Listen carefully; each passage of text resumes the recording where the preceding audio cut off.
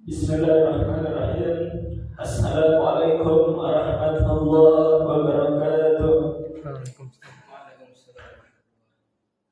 Alhamdulillah, alhamdulillah alladzi hadana li hadza wa ma kunna linahtadiya laula an hadana Allah. Asyhadu an la ilaha illallah wa asyhadu anna Muhammadan 'abduhu wa rasuluh. La nabiyya wa la rasula ba'dah. Allahumma salli wa sallim wa barik wa an'im ala nabiyyina al-karim ala Rasulillah ibni Abdillah Muhammad sallallahu alaihi wasallam wa ala alihi wa ashabihi radhiyallahu anhum ajma'in. Qala ta'ala a'udzu billahi minasy syaithanir rajim. Bismillahirrahmanirrahim. La uqsimu bihadzal balad wa anta hillum bihadzal balad wa walidi wa ma walad. Rabbi shrah li sadri wa yassir li amri wahlul 'uqdatam min lisani yafqahu qawli. Amma ba'du. Ayyuhal muslimun rahimakumullah. Yang pada kesempatan hari ini alhamdulillah kita bersyukur kepada Allah Subhanahu wa taala. Alhamdulillah kita masih diberikan keistiqomahan oleh Allah untuk bersama-sama mendengarkan ilmu, bersama-sama hadir di majelis ilmu. Alhamdulillah kita masih diberikan istiqomahan. Setiap malam Ahad kita kajian. Kita doakan mudah-mudahan saudara kita, masyarakat kita yang belum sempat hadir segera diberikan kemampuan dan diberikan kesempatan untuk bisa hadir bersama kita semua. Amin ya rabbal alamin. Dan kita yang sudah hadir, yang sudah duduk di majelis ilmu, harapannya tentu kita harus lebih semangat, tetap istiqomah. Karena kalau kita sendiri tidak semangat, maka ya pasti yang belum hadir kemungkinan besar akan sangat sulit untuk hadir. Maka istiqomah kita harus kita jaga supaya yang lain juga ikut nanti bersama dengan kita yang duduk di majelis ilmu. Jamaah rahimahullah, salawat dan salam kita aturkan kepada Nabi Muhammad sallallahu alaihi wasallam. Semoga kita amat nanti mendapatkan syafaat dari beliau. Kajian kita, apa yang dilahirkan. Para ahli tafsir menyebutkan, ada yang berpendapat bahwasanya yang disebut dengan walid di sini adalah Nabi Adam alaihissalam dan istrinya yaitu Hawa, Sayyidah Hawa. Walid di sini yang dimaksud di sini adalah Adam alaihissalam dan istrinya yaitu Sayyidah Hawa. Wa ma walad, dan apa yang dilahirkan maksudnya adalah anak keturunannya, termasuk kita ini, yaitu manusia. Maka karena Allah Subhanahu wa taala ini bersumpah dengan Nabi Adam dan keturunannya, maka manusia ini adalah istimewa. Jadi rumusnya tadi, kalau Allah bersumpah dengan makhluknya, berarti makhluk itu sangat istimewa. Sama halnya dengan wal fajar, demi waktu fajar, wal asr, demi masa dan seterusnya. Maka manusia itu tentu makhluk yang sangat istimewa. Tidak ada makhluk yang paling istimewa di atas muka bumi ini selain manusia. Ya, termasuk orang tua, karena anak itu kan lahirnya dari orang tua ya. Manusia itu kan ada karena ada orang tua. Kita ada karena bapak kita, gitu kan. Bapak kita ada karena kakek dan nenek kita. Kakek nenek kita ada karena buyut kita, sampai ke Nabi Adam alaihissalam. Maka manusia, wabil khusus orang tua itu adalah istimewa. Diistimewakan oleh Allah Subhanahu wa taala. Maka karena kita ini istimewa, maka jangan meremehkan kita sebagai orang tua. Jadi orang tua itu istimewa di sisi Allah Subhanahu wa taala. Oleh sebab itu ketika kita sudah menjadi orang tua, sudah punya anak, apalagi sudah punya cucu, maka kita itu harus merasa istimewa, harus merasa diistimewakan oleh Allah Subhanahu wa Ta'ala. Nah, tentu tidak semua orang tua istimewa ya. Tidak semua orang tua menjadi istimewa di sisi Allah Subhanahu wa Ta'ala. Hanya orang-orang yang tertentu saja yang istimewa. Maka kita ini kalau mau jadi orang tua yang merindukan surga, maka kita harus istimewa. Harus apa ya? Harus lebih unggul daripada orang tua yang lainnya. Kalau manusia ini kan kalau hanya sekedar menjadi orang tua kan, ya semua selagi dia mau menikah gitu kan, punya istri, kemudian punya anak, ya jadi orang tua, punya anak. Baik itu orang kafir, baik itu orang Islam, ya kan sama. Tapi kan yang menjadikan istimewa, yang menjadikan kita berbeda dengan orang tua yang lain itu apa? Maka kita harus tahu dulu, kita ini supaya menjadi orang tua yang istimewa itu seperti apa. Maka harus ada ilmunya. Jadi kedudukan orang tua itu sangat istimewa. Lalu pertanyaannya, kita ini supaya istimewa harus melakukan apa? Kita ini selaku manusia, selaku orang tua, agar kita ini istimewa harus apa? Apa yang harus kita kerjakan?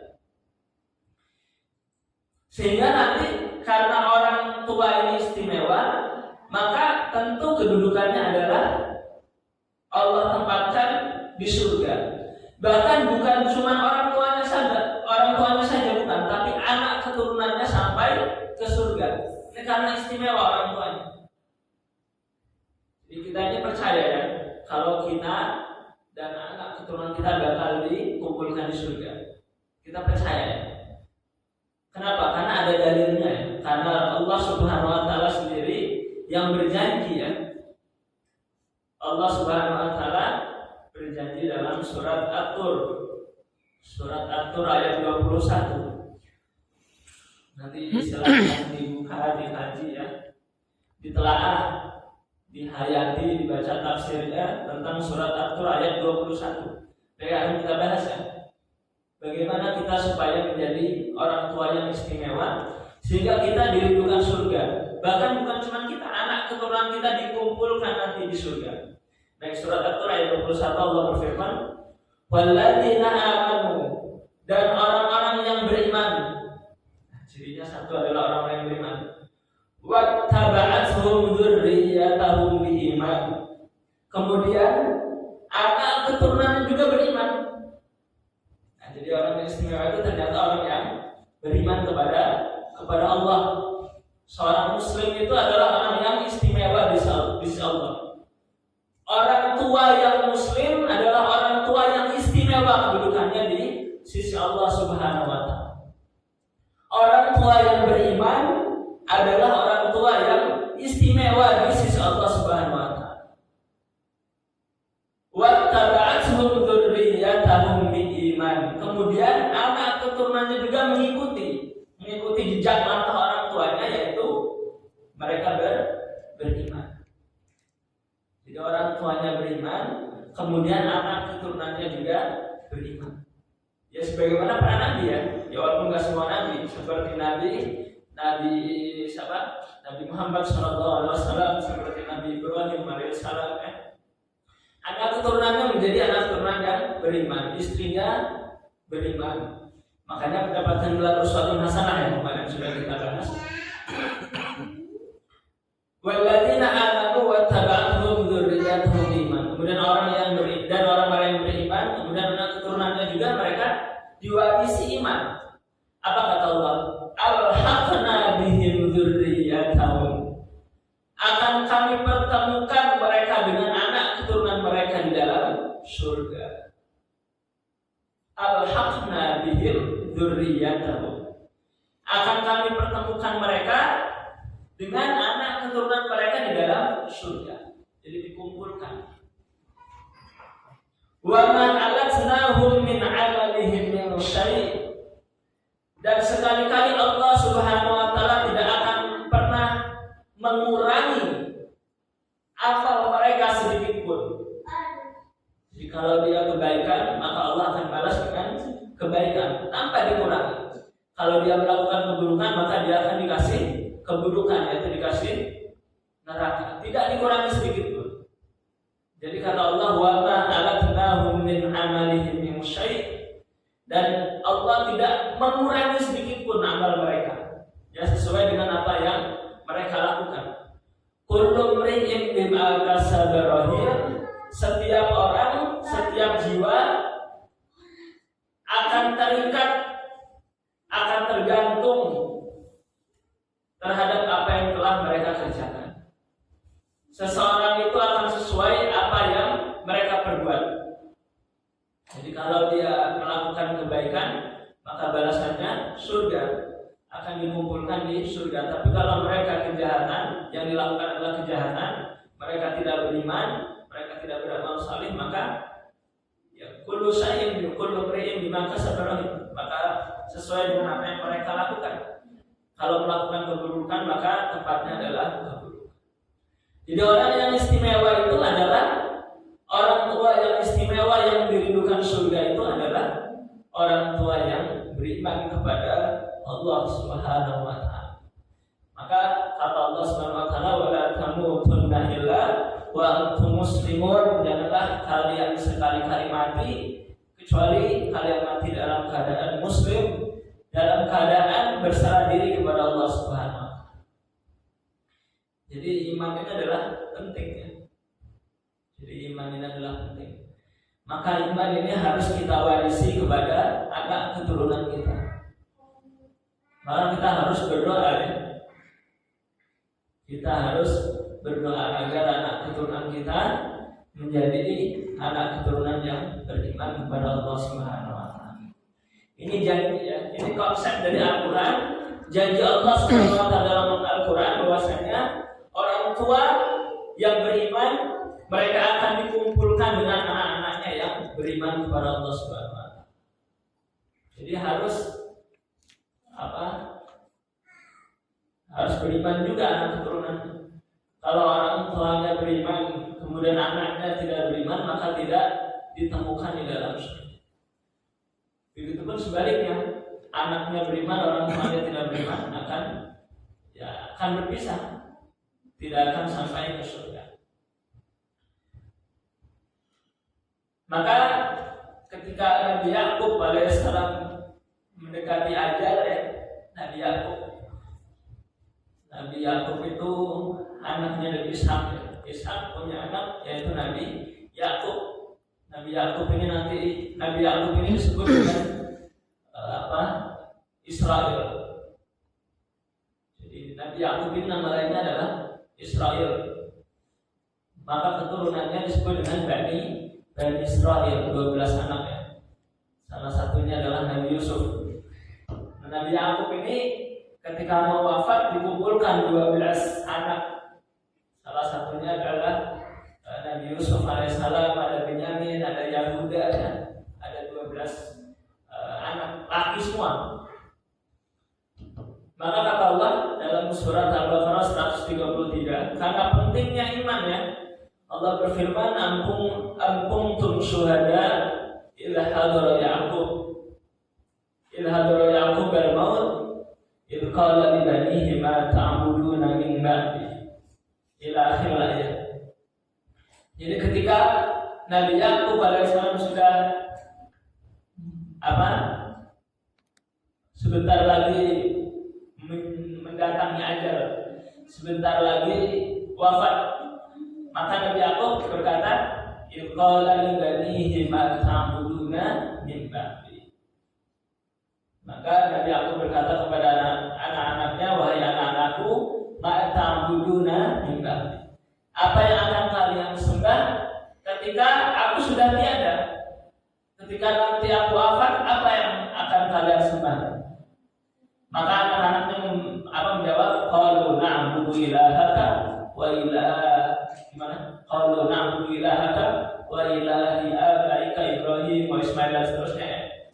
Jadi intinya anak keturunannya itu menjawab mereka akan menyembah hanya kepada Allah Subhanahu wa taala. Jadi para nabi itu tidak takut anaknya tidak memiliki harta. Ketika wafat miskin, nggak apa-apa, anak saya nggak punya jabatan. Yang penting anak saya memiliki iman. Yang penting anak keturunan saya menyembah hanya kepada Allah Subhanahu wa Ta'ala. Karena dengan iman inilah orang tua dan anak-anaknya akan dikumpulkan di surga Allah Subhanahu wa Ta'ala. Maka kita selaku orang tua harus mewarisi iman kepada anak-anak kita. Harus mewarisi iman dan amal saleh untuk anak-anak kita. Kalau kita rajin sholat, kita berupaya bagaimana caranya anak kita itu rajin sholat. Kalau kita bisa membaca Al-Quran, kita ahli Al-Quran, kita juga harus berupaya bagaimana anak keturunan kita juga ahli Al-Quran. Harus lebih baik daripada kita selaku orang tua. Nah, ini harus ada upaya. Jadi yang diupayakan, yang diusahakan adalah usaha tentang akhirat, bukan usaha dunia saja. Usaha untuk menjadi orang yang baik, usaha untuk menjadi orang yang beriman, usaha untuk mempertahankan hidayah, usaha untuk terus istiqomah dalam amal saleh. Jadi bukan cemas dalam urusan dunia, bukan. Kalau urusan dunia sudah dijamin semua oleh Allah Subhanahu. Jadi jangan takut anak kita nggak makan, anak kita nggak sekolah. Selagi kita ikhtiar, insya Allah pasti akan ada jalan. Maka jadi kita ini harus khawatir ya, harus khawatir. Kalau anak kita, anak keturunan kita tidak menyembah Allah Subhanahu wa Ta'ala. Kalau orang tua itu khawatir terhadap anak-anaknya, khawatir akan akidah anak keturunannya, maka pasti dia akan menjadi orang tua yang istimewa di sisi Allah Subhanahu wa Ta'ala. Maka perintah khawatir ini risau ya, was-was. Ini diperintahkan oleh Allah Subhanahu wa Ta'ala dalam surat An-Nisa ayat yang keempat. Allah berfirman, "Wa yakhshal ladzina law taraku min khalfihim dzurriyyatan dhi'afa khafu 'alaihim falyattaqillaha wa yaqulu qawlan sadida." Surat An-Nisa ayat 4. Wa yakhshal ladzina law taraku min khalfihim dzurriyyatan dhi'afa. Maka hendaklah di antara kalian itu khawatir, risau, takut. Khawatir apa? Takut apa? Law taraku min khalfihim dzurriyyatan dhi'afa. Kalau kalian itu meninggalkan anak keturunan yang lemah.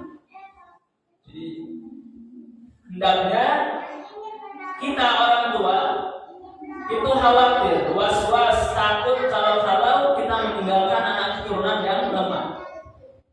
Dzurriyyatan dhi'afa. Lemah ya. Jadi dhi'afa di sini adalah umum. Baik itu lemah akidahnya, dha'fun fil aqidah. Lemah akidahnya. Dha'fun fil ilmi, lemah ilmunya. Dha'fun fil amwal, lemah hartanya. Atau dha'fun fil jismi, atau lemah fisiknya. Jadi kita ini harusnya khawatir. Jadi yang harus kita khawatirkan adalah pertama adalah dha'fun fil aqidah. Orang tua itu seharusnya khawatir, was-was kalau anak keturunannya lemah akidahnya. Khawatir dia tidak beriman kepada Allah Subhanahu wa Ta'ala. Jadi orang tua itu harus punya rasa risau, khawatir kalau dia tidak lagi nanti tidak menyembah Allah Subhanahu wa Ta'ala. Nah, ini penting. Hal yang paling penting yang harus kita khawatir terhadap anak keturunan kita, terhadap anak kita adalah kalau nanti anak kita tidak menyembah Allah Subhanahu wa Ta'ala. Kita beriman, anaknya tidak beriman. Kita harus sholat, anaknya justru malah tidak mau sholat. Misalnya khawatir. Kita bisa baca Al-Quran, tapi ternyata anaknya tidak membaca Al-Quran. Nah, ini seharusnya khawatir seperti itu. Jadi yang dikhawatirkan adalah perkara akidah, perkara amal saleh. Wal yakhshal ladzina law taraku min khalfihim dzurriyyatan dhi'afa. Hendaklah di antara kalian itu khawatir, takut meninggalkan anak keturunan yang lemah. Yang pertama adalah lemah akidahnya. Kemudian yang kedua adalah dha'fun fil ilmi, yaitu lemah ilmunya. Sudah akidahnya lemah, dia menjadi orang yang bodoh, lemah ilmunya. Sudah akidahnya lemah, ilmunya lemah. Ini bahaya. Sehingga dia menjadi orang yang jahil murakkab. Jadi dia menjadi orang yang sangat bodoh. Sudah tidak memiliki iman, tidak memiliki ilmu. Maka ilmu ini penting. Ilmu ini, ilmu apa yang harus kita didik kepada anak-anak kita? Itu ilmu agama yang penting. Yang pertama adalah ilmu agama, ilmu mengenal Allah, ilmu bagaimana thaharah, caranya bersuci, ilmu tentang ibadah, sholat, puasa, zakat, membaca Al-Quran. Itu yang harus kita tanamkan terlebih dahulu kepada anak-anak kita. Maka pondok kita ini tema pada tahun ini adalah menjadi hafiz dan dai sejak dini. Di situ ada banner saya, menjadi hafiz dan dai sejak dini. Jadi harapannya dari sejak kecil anak-anak kita ini sudah ahli Al-Quran, sudah hafizul Quran. Kita ini seharusnya seperti ulama itu. Ulama itu hafal Al-Qurannya sebelum akil balik. 7 tahun, 8 tahun, 9 tahun, 10 tahun itu sudah selesai Al-Quran. Itu seharusnya seperti itu. Kalau para ulama seperti Imam Syafi'i ya, itu kan hafal Al-Quran umur 6 tahun sudah hafal Al-Quran, sudah hafal sejak dini. Kemudian kita bukan hanya hafizul Quran, tapi kita juga menjadi dai, menjadi pejuang Al-Quran. Ada orang itu yang hafal Al-Quran tapi mau ngajarin Al-Quran kepada orang lain malas, ada seperti itu, ya kan? Ahli Al-Quran, dia fasih bacaan Al-Qurannya, dia hafal Al-Quran, tapi tidak mau ngajar ngaji, tidak mau mengajarkan kepada yang lain, tidak mau menjadi dai, tidak mau ngajak orang untuk bisa belajar Al-Quran, untuk bisa baca Al-Quran. Maka kita berupaya bagaimana anak keturunan kita ini tidak lemah dalam masalah ilmu, terutama ilmu din, ilmu agama. Karena agama ini adalah pedoman hidup. Jadi agama ini adalah pedoman hidup. Maka karena agama ini ilmunya sangat luar biasa luas, maka harus dipelajari. Jangan sampai cara tayamum tidak tahu, cara sholat jamaah tidak tahu, cara wudhu masih banyak yang salah, repot. Maka jangan sampai ilmunya lemah. Maka orang tua harus khawatir ya. Kalau khawatir orang tua itu risau, dia punya apa? Was-was kalau anak-anak ini nanti lemah, maka dia adalah orang tua yang istimewa. Orang tua yang insya Allah dia menjadi orang tua yang diridhokan surga. Tapi kalau orang tua sama anaknya, masa bodoh aja, mau bisa baca Quran atau enggak ada terserah dia, mau sholat atau enggak ada terserah dia. Ini orang tua yang bermasalah seperti itu. Maka dia akan menjadi orang tua yang durhaka kepada anak-anak. Jadi orang tua ini khawatirnya bukan urusan dunia saja. Ini kan banyak sekarang ini kan orang tua yang khawatirnya terhadap urusan dunia saja. Nanti kalau udah besar apa kerjanya, bisa buat rumah enggak? Kan kayak gitu sekarang orang tua itu. Disekolahkan supaya nanti kerjanya mapan, gajinya besar, sampai dia rela riswah menyogok. Pokoknya bagaimana caranya anak saya jadi polisi, jadi tentara, jadi PNS, akhirnya nyogok, dibantu sama orang tuanya. Nah ini keliru ya, keliru. Maka pola pikir kita harus kita rubah, karena kita adalah seorang muslim. Kalau bukan muslim ya terserah.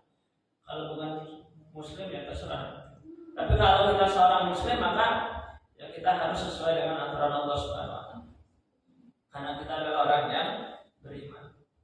Maka kita harus risau, harus takut kalau anak kita tidak menyembah Allah. Kalau anak kita itu ilmunya lemah. Kemudian baru yang ketiga adalah dha'fun fil amwal, lemah hartanya.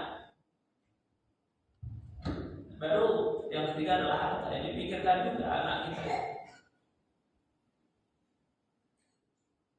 Ya, hartanya tujuannya adalah supaya anak kita itu taat kepada Allahnya jadi mudah, gitu ya. Jadi bukan untuk yang lain. Kalau kita bisa berangkat haji umpamanya, bisa umroh, maka kita juga pikirkan anak kita supaya anak kita bisa berangkat haji, bisa umroh seperti orang tua. Kalau bisa ya seperti itu. Tapi itu nomor sekian, bukan nomor utama. Yang utama adalah akidahnya, kemudian ilmunya. Kalau masalah yang lain itu nanti nyusul. Insya Allah nanti itu datang dengan sendirinya. Kalau seseorang akidahnya sudah tangguh, kemudian ilmunya sudah melimpah, amalnya sudah ikhlas, maka dunia akan mengejar. Pasti dunia akan mengejar. Itu kan yang dinasihatkan oleh orang tua kita ya. Orang tua kita itu kan katanya kalau ke sawah itu tujuannya mau nanam padi, bajak sawah tujuannya mau nanam padi, maka ketika bajak sawah itu pasti akan mendapatkan belut. Begitu kan? Tapi kalau ke sawah itu tujuannya untuk cari belut, maka dia tidak akan pernah mendapatkan hasil panen padi. Jadi maksudnya kalau seorang itu tujuannya akhirat, maka dunia itu pasti akan didapat. Tapi kalau orang itu tujuannya dunia, maka sudah dunianya akan didapat, akhiratnya juga akan jauh. Alhamdulillah. Maka anak kita ini yang pertama kali dididik adalah akidahnya, kemudian ilmu agamanya. Baru setelah itu yang lain-lain. Kemudian adalah dha'fun fil jism, kemudian lemah fisiknya. Jadi anak kita ini juga harus memikirkan fisiknya. Fisik ini penting ya. Maka harus sehat, harus kuat, apalagi anak laki-laki. Bahkan kata Rasulullah apa?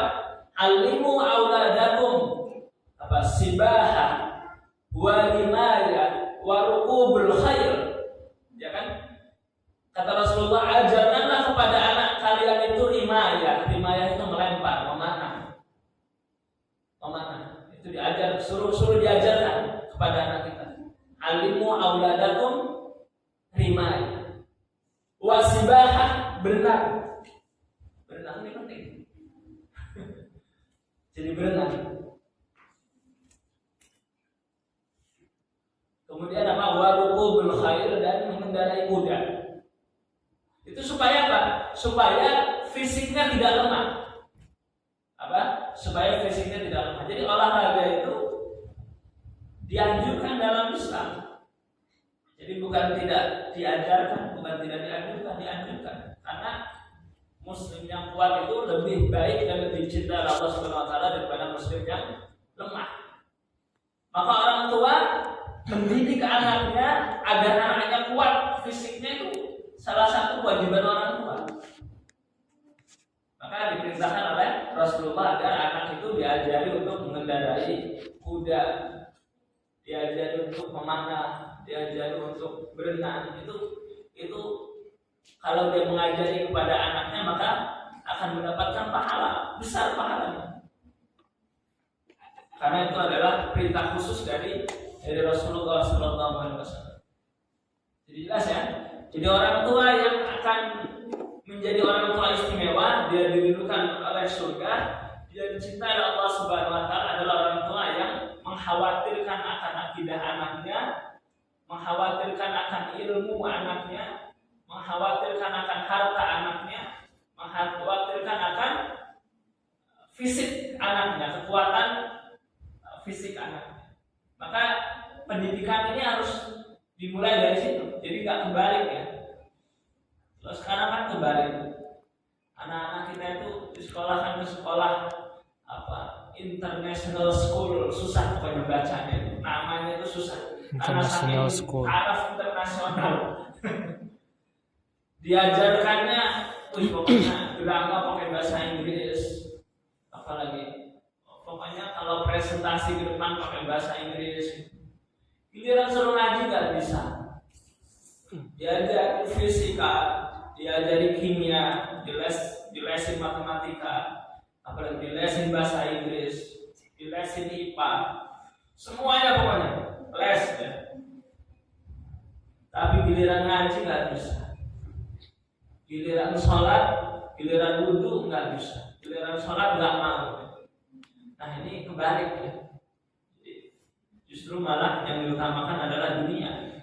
Ya bukan berarti nggak penting, yang penting. Penting, ilmu dunia itu penting. Bukan berarti kita ngaji terus enggak juga, nggak seperti juga. Maksudnya, ya yang pertama kali diajarkan yang diprioritaskan adalah akidah, kemudian ya, ilmu agama, baru ilmu dunia, berikutnya ilmu dunia.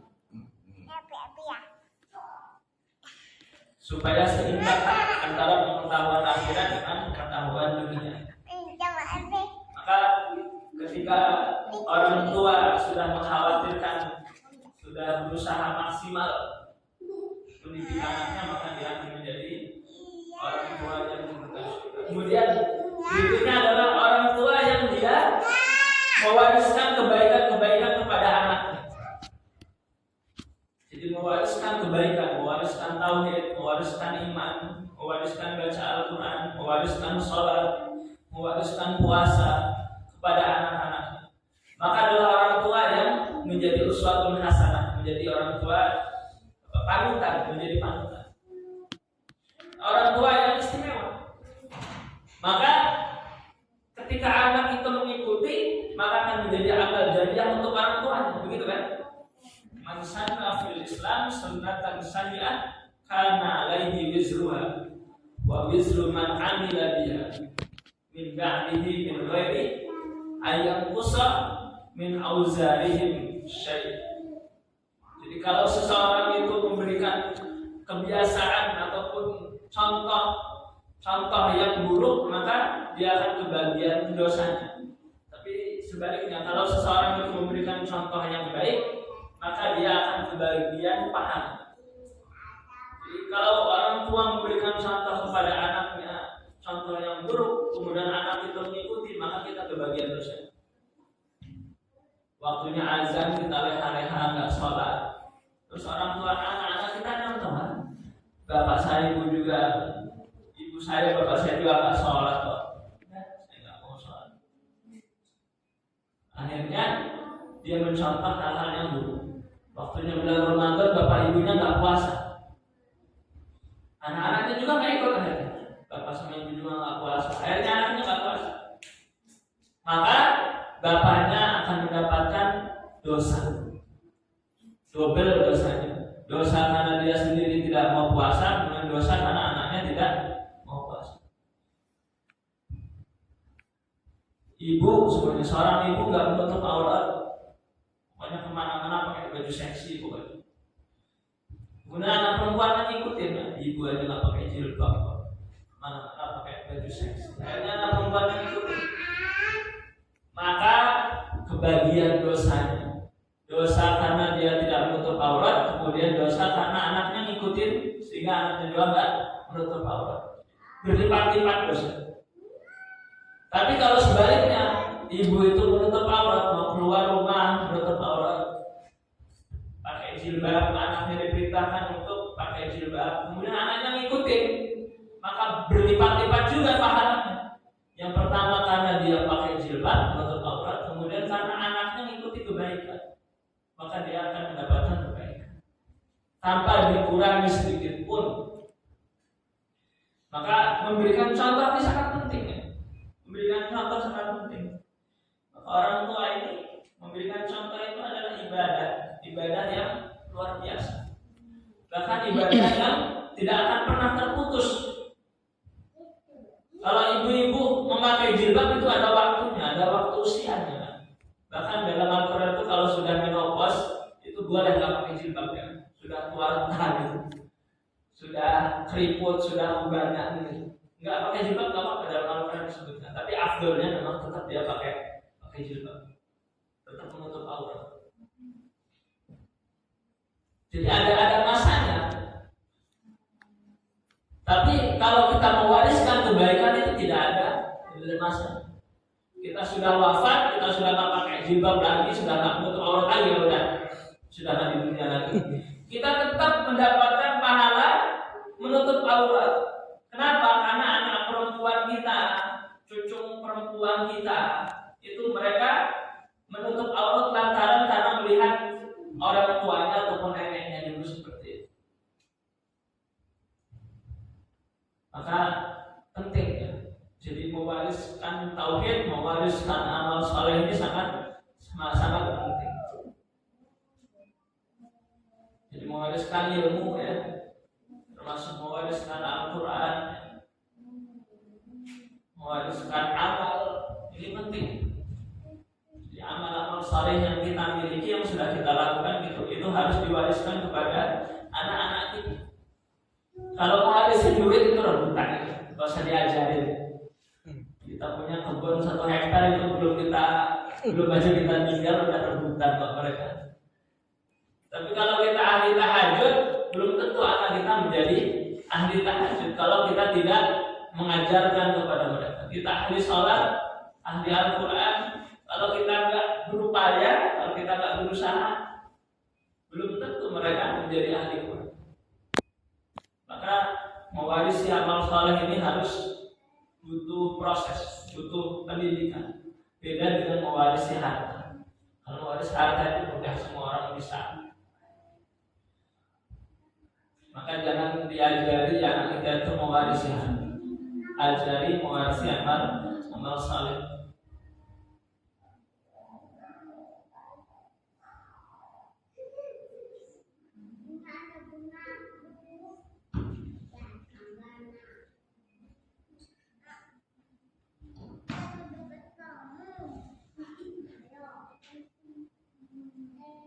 Jadi ini adalah amalan-amalan yang harus dilakukan oleh orang tua.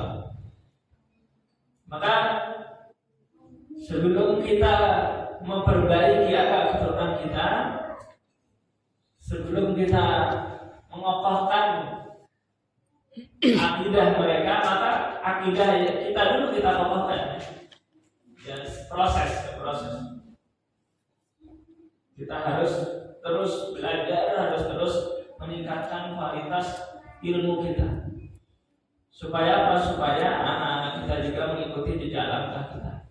Nah, inilah yang dilakukan oleh para nabi dan rasul. Walaupun memang semua nabi itu nggak semuanya mewariskan akidah, mewariskan tauhid kepada anak-anaknya. Sebagaimana ya Nabi Nuh, kan? Nabi Nuh itu kan anaknya justru tidak beriman kepada Nabi Nuh alaihissalam. Maka butuh upaya agar anak keturunan kita menjadi anak keturunan yang beriman. Jadi intinya yang pertama adalah kita khawatir dulu, risau dulu. Jadi kalau nggak khawatir, takut dulu. Kalau kita nggak ada rasa risau, nggak ada rasa khawatir, nggak ada rasa takut dalam hati kita, nggak ada rasa cemas, udah biasa-biasa saja, itu bahaya. Terserah anak mau jadi apa, itu salah itu. Kan kadang ada orang tua itu udah yang ngikutin anak aja, terserah dia mau jadi apa. Orang anak sendiri pada terserah di losin gitu. Kalau kambing, sumpah kambing. Nggak diikat gitu kayak kambing korban mudah, terserah mau kemana. Berani nggak kira-kira? Nggak berani kita. Harus jalan ke tambang, pamornya yang kuat takut lari gitu kan, nggak terserah. Kadang orang tua yang salah. Terserah dia siapa. Jangan terserah. Anak kita harus diarahkan, harus dididik, harus dirawat gitu. Nggak boleh terserah. Jadi harus ada ikhtiar agar anak-anak kita ini terjaga. Harta kita aja kita jaga, boleh masa sama anak terserah. Enggak.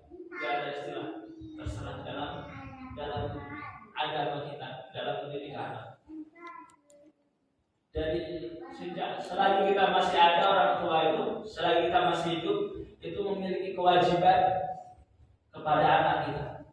Sampai kapan? Sampai kita wafat. Kadang-kadang ada orang tua itu ya, terserah dia udah dewasa, itu salah itu. Terserah dia udah berkeluarga. Orang tua kok terserah kepada anaknya. Dia udah gede, dia udah berkeluarga, dia udah terserah dia. Jadi nggak boleh seperti itu. Orang harus benar-benar bisa mengarahkan, harus benar-benar bisa mengarahkan.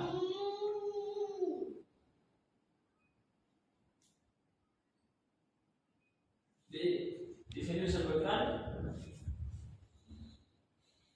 Qala Syekh Abdul Rahman bin Nasir As-Sa'di, ini dalam tafsir As-Sa'di menafsirkan surat At-Tur ayat 21 tadi. Jadi tadi kan disebutkan kalau orang tua itu saleh, kemudian anak-anaknya saleh, maka dia akan dikumpulkan di surga. Maka Imam As-Sa'di berkomentar, walamma kana rubama tawahamal mutawahhim anna ahlan nar kadzalik yalhaqullahu bihim abna'ahum wa dzurriyyatahum. Jadi kata beliau, kalau seumpamanya orang tuanya itu ahli neraka, kemudian anak turunan juga ahli neraka, maka mereka juga akan dikumpulkan di neraka dengan anak keturunan mereka. Jadi ada orang tua dengan anak itu masuk surga bareng-bareng. Tapi ada juga orang tua dengan anak itu masuk neraka bareng-bareng. Alhamdulillah. Nah ini orang tua yang tidak memperdulikan terhadap anak keturunannya, terutama dalam hal akidah, dalam hal ibadah, dan dalam hal ilmu, dibiarkan saja. Maka kita orang tua selagi kita masih hidup ya, kalau kita masih hidup sebelum kita mati, kita masih mempunyai tanggung jawab, masih mempunyai kewajiban terhadap anak-anak kita. Kewajiban terutama dalam menjaga iman mereka, kewajiban dalam hal akidah mereka. Kalau harta ya mungkin sudah bisa nyari lah ya, itu udah bukan nomor sekian. Tapi kalau sampai kita udah berkeluarga, kemudian sudah berumah tangga, sudah punya suami, sudah punya istri, kita masih hidup, orang tua masih hidup, dia tetap menanyakan. Sholatnya tetap diperiksa, harus ditanya gimana sholatnya, gimana puasanya. Kalau anak perempuan gimana, masih menutup aurat atau gimana, harus tetap dicek ya, harus tetap diawasi. Kalau masalah ekonomi ya sudah terserah, tidak apa-apa itu karena sudah mandiri. Tapi kalau masalah akidah, masalah ibadah harus tetap dikoreksi, harus tetap diperiksa. Karena itu tanggung jawab orang tua sampai wafat. Baik, demikian ya.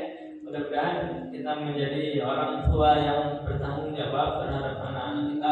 Semoga kita terus diberikan kekuatan, diberikan taufik hidayah. Semoga kita terus dibimbing oleh Allah Subhanahu wa taala menjadi orang tua yang lebih baik ya. Karena kita ini sama-sama belajar ya. Terus belajar, terus memperbaiki. Karena manusia ini kan banyak salah, banyak kekurangan. Maka terus kita belajar menjadi orang tua yang baik untuk anak-anak kita. Barakallah. Mudah-mudahan bermanfaat. Kita akhiri alhamdulillah. Alhamdulillahirabbil alamin. Subhanakallahumma wa bihamdika asyhadu an la ilaha illa anta astaghfiruka wa atubu ilaik. Mohon maaf kepada Allah manapun. Assalamualaikum warahmatullahi wabarakatuh. Waalaikumsalam warahmatullahi wabarakatuh.